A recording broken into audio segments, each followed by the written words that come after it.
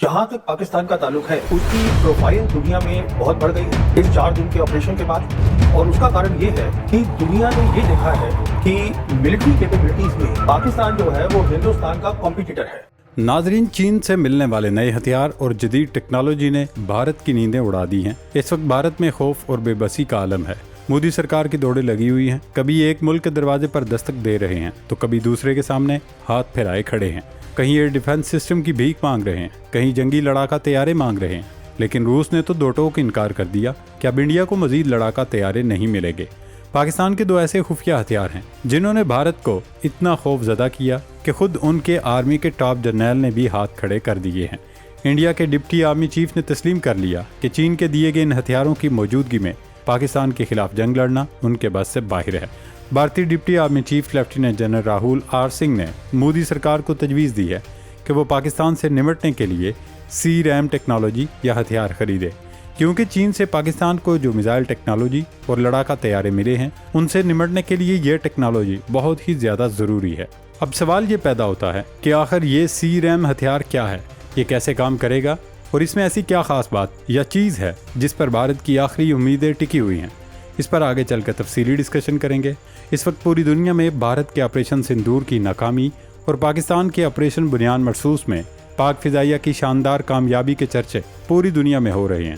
چینی air force کے سربراہ خود پاک فضائیہ کو شاباش دے رہے ہیں اور خراج تحسین پیش کرنے کے لیے پاکستان آئے۔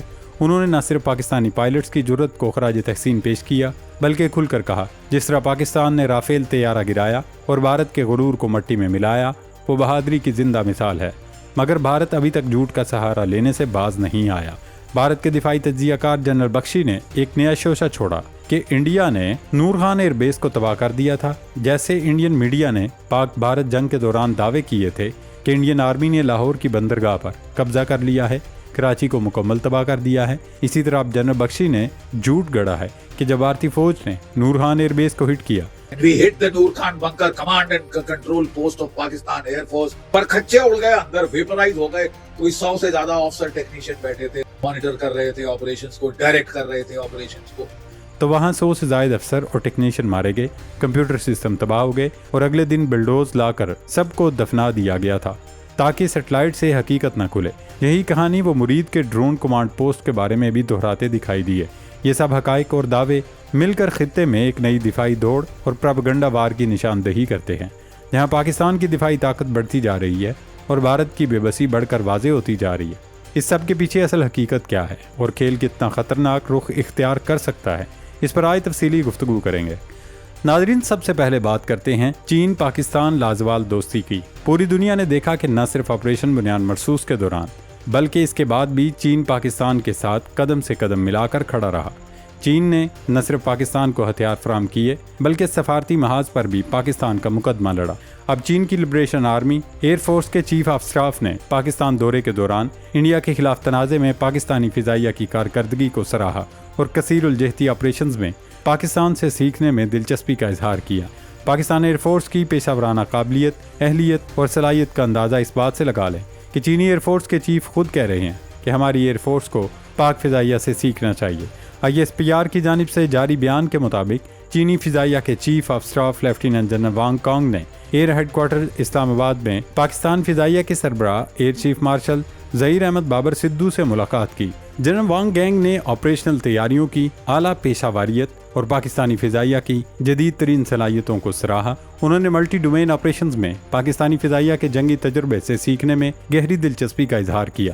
یہ بیان نہ صرف چین اور پاکستان کی لازوال دوستی کی ایک مضبوط علامت ہے بلکہ اس سے پاکستان ایئر فورس کی پیشہ ورانہ مہارت اور عالمی سطح پر تسلیم شدہ صلاحیتوں کی بھی بھرپور عکاسی ہوتی ہے۔ جب چین جیسی عالمی فوجی طاقت کا ایئر چیف کھلے الفاظ میں کہے کہ چینی فضائیہ کو پاک فضائیہ سے سیکھنا چاہیے تو یہ غیر معمولی اعتراف ہے جو پاکستان ایئر فورس کے جنگی تجربے، حکمت عملی اور ملٹی ڈومین آپریشنز کی کامیابی کا واضح ثبوت ہے۔ یہ سب کچھ اس دوستی کو روایتی سفارتی جملوں سے آگے لے جاتا ہے اور عملی سطح پر دفاعی تعاون، تکنیکی شراکت داری اور جنگی تجربات کے تبادلے میں بدل دیتا ہے۔ اب ذکر کرتے ہیں بھارتی deputy army chief lieutenant general Rahul R Singh نے مودی سرکار کو تجویز دی کہ پاکستان کا مقابلہ کرنے کے لیے ہمیں سی ریم یعنی counter rocket artillery and mortar system جیسے دفاعی نظام کو حاصل کرنا چاہیے۔ سوال یہ ہے کہ پاکستان کے وہ کون سے خفیہ ہتھیار ہیں جنہوں نے بھارت پر خوف طاری کر رکھا ہے، جس کی وجہ سے انڈیا نے یہ نیا دفاعی نظام خریدنے کا فیصلہ کیا۔ پاکستان آرمی کی طرف سے 2 ایسے ہتھیار آپریشن بنیان مرصوص کے دوران استعمال کیے گئے جس نے بھارت بھر میں تھر تھلی مچا دی۔ پہلا ہتھیار ہے چینی ساختہ SH-15 جسے پاکستان نے اپنی آرٹلری فورس میں شامل کیا تھا۔ دوسرا پاکستان کا مقامی سطح پر تیار کیے جانے والا میزائل فتح 1 multi guided multi launch rocket system ہے۔ بھارتی آرمی کے سینئر افسر کی جانب سے CRAM جیسے نظام کو حاصل کرنے کی تجویز دینا اس بات کا اعتراف ہے کہ پاکستانی سسٹمز بہت مؤثر ثابت ہوئے۔ ان پاکستانی سسٹمز نے انڈین فارورڈ ملٹری پوزیشنز جیسے سپلائی لائنز، بنکرز اور لاجسٹک نوڈز کو نشانہ بنایا۔ چینی ساختہ SH-15 خاص طور پر لائن آف کنٹرول کے دوسری جانب کئی اہم اہداف کو نشانہ بنانے میں کامیاب رہا۔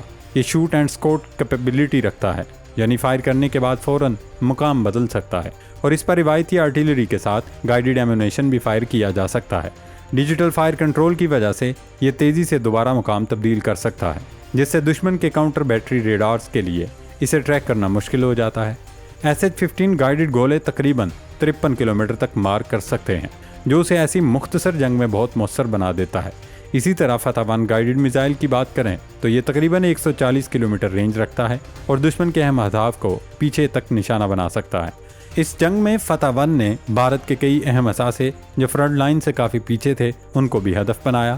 صرف یہی نہیں بلکہ پاکستان فتح 2 کے نام سے تقریباً 400 کلومیٹر رینج رکھنے والا میزائل بھی بنا چکا ہے، جبکہ فتح 3 اور فتح 4 پر بھی کام ہو رہا ہے۔ چنانچہ بھارتی افسر کی طرف سے CRAM جیسے سسٹم کی ضرورت بتانا دراصل پاکستان کے ان ہتھیاروں کی افادیت کا اعتراف ہے۔ اب ذکر کرتے ہیں کہ یہ نئی ٹیکنالوجی اور سسٹم کیسے کام کرتے ہیں۔ دوستو، CRAM ایک دفاعی نظام ہے جو مختصر فاصلے تک مار کرنے والا ایک ایسا نظام ہے جو مخالف کی جانب سے داغے گئے راکٹس، آرٹلری کے گولے اور مارٹر شیلز کو ہدف تک پہنچنے سے پہلے فضا ہی میں تباہ کر دیتا ہے۔ عموماً اس کا استعمال فوجی اڈوں یا اہم تنصیبات کے تحفظ کے لیے کیا جاتا ہے۔ CRAM 4 مختلف حصوں پر مشتمل ہوتا ہے: radar, fire control system, interceptor weapon اور وارننگ سسٹم۔ اس نظام کا ریڈار یا ٹریکنگ سسٹم آنے والے خطرات کو اصل وقت یعنی ریئل ٹائم میں شناخت اور ٹریک کرنے کی صلاحیت رکھتا ہے۔ فائر کنٹرول سسٹم ان گولوں اور راکٹس کی رفتار اور سمت دیکھ کر یہ طے کرتا ہے آیا یہ پروٹیکٹڈ علاقے کو نشانہ بنائیں گے یا نہیں۔ اس کا انٹرسیپٹر ویپن 20 ملی میٹر کی ریپڈ فائرنگ گیٹلنگ گن کا استعمال کرتا ہے اور دشمن کے ہتھیاروں کو فضا میں ہی تباہ کر سکتا ہے۔ اس کے علاوہ اس کا وارننگ اینڈ الرٹ سسٹم متعلقہ افراد کو آڈیو یا ویژول الرٹ دیتا ہے۔ یہ جو دفاعی نظام ہے اسے ایک طرح سے آئرن ڈوم طرز کا ڈیفنس سسٹم کہا جا سکتا ہے۔ یہ بھی اسی کی طرح کام کرتا ہے۔ انڈین آرمی کے ریٹائرڈ جنرل اور نام نہاد دفاعی تجزیہ کار جنرل بخشی نے بھارت کے ANI نیوز ایجنسی سے گفتگو میں ایک نیا شوشہ چھوڑا۔ انہوں نے دعویٰ کیا کہ پاکستان نے نورخان ایئر بیس کو نہ صرف تباہ کیا بلکہ وہاں پاکستان کے 100 سے زیادہ فوجی جس میں افسر اور ٹیکنیشین وغیرہ شامل تھے وہ سب کے سب مارے گئے۔ یہ اس قدر مضحک خیز بیان ہے کہ اس پر ہنسا ہی جا سکتا ہے، کیونکہ پوری دنیا میں یہ ثابت ہو چکا کہ انڈیا کے داغے گئے میزائلوں سے نورخان ایئر بیس پر کوئی نقصان نہیں ہوا۔ اب پتہ نہیں وہ اس قسم کے بیانات دے کر کیا ثابت کرنا چاہ رہے ہیں۔ ناظرین، ایک طرف پاکستان کی دفاعی صلاحیتیں مسلسل مضبوط ہو رہی ہیں۔ جدید چینی ٹیکنالوجی اور مقامی سطح پر تیار کردہ ہتھیاروں کے امتزاج نے پاکستان کو نہ صرف میدان جنگ میں سبقت دلائی بلکہ خطے میں طاقت کا توازن بھی بدل کر رکھ دیا۔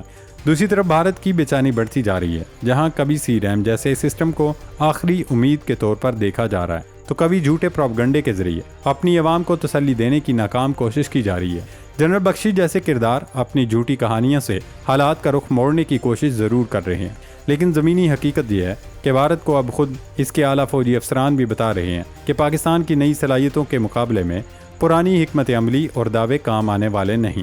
دوسری جانب چین اور پاکستان کی اسٹریٹجک دوستی محض سفارتی بیانات تک محدود نہیں رہی بلکہ عملی میدان میں مشترکہ ٹریننگ، ہتھیاروں کی تیاری اور جنگی تجربات کے تبادلے تک پہنچ چکی ہے۔